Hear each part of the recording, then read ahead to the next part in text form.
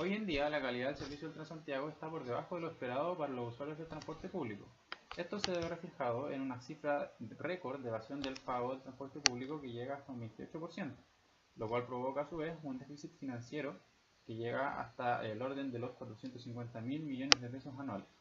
Según los usuarios, las frecuencias del transporte público, en este caso Transantiago, están mal distribuidas, lo que genera grandes esperas e incertidumbre con respecto al tiempo de espera y de viaje del usuario. Esto sumado a que la distribución de pasajeros en los diferentes buses no es uniforme, es decir, que para un mismo horario y recorrido es posible apreciar buses con la capacidad al tope o bien con muy alta disponibilidad de espacio. Uno de los problemas frecuentes que tiene el usuario del Transantiago es que dado los grandes tiempos de espera entre micros, se genera una gran congestión en los paraderos. En consecuencia de la deficiente organización de la frecuencia del servicio, las micros llegan todas en un mismo instante, lo cual provoca un círculo vicioso con el problema anterior, aumentando la incertidumbre del tiempo de viaje del usuario, lo que entrega una sensación de baja calidad de servicio hacia el usuario. Nuestra idea se basa en implementar sensores infrarrojos en todas las puertas de los buses del Transantiago para así obtener un sistema de conteo de pasajeros, tanto de entrada como de salida. Estos sensores estarán conectados a una base de datos en donde se registrarán tanto las entradas y las salidas de las personas, como también la capacidad utilizada o restante del bus. Al mismo tiempo, esta base de datos estará sincronizada con el sistema GPS incorporado en el equipo. Por lo tanto, se pueden conocer los lugares exactos en donde diferentes cantidades de pasajeros tanto abordan como abandonan el bus. Por último, esta base de datos funcionará en tiempo real, por lo que se conocerá el instante en el que se realicen dichos eventos. En nuestro mockup colocamos sensores infrarrojos de movimiento en cada una de las puertas. En la puerta de subida, la principal función del sensor es registrar la llegada del usuario al sistema.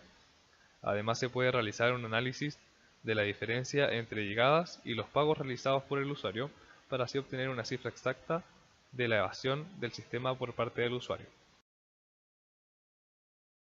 Se puede apreciar también los sensores de las puertas traseras, los cuales tienen su principal función de registrar la cantidad de usuarios que abandonan el equipo.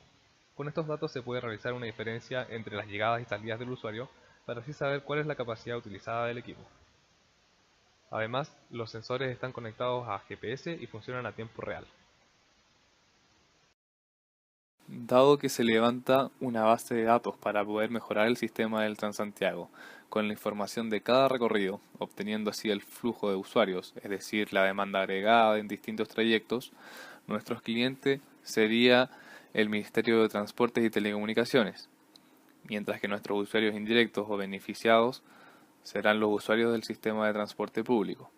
En general, las personas que frecuentan el Transantiago pertenecen a un grupo social que se compone por un amplio grupo etario de personas, desde estudiantes hasta adultos mayores.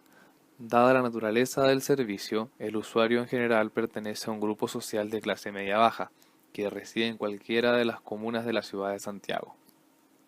Volviendo a nuestros clientes, que es el Ministerio de Transporte y Telecomunicaciones, los consideramos a ellos nuestro cliente directo, puesto que por la base de datos generada por nuestro sistema se pueden generar diversos estudios sobre el Transantiago, con los cuales se pueden llegar a minimizar los gastos del transporte público, y así poder llegar a optar por mejorar el servicio.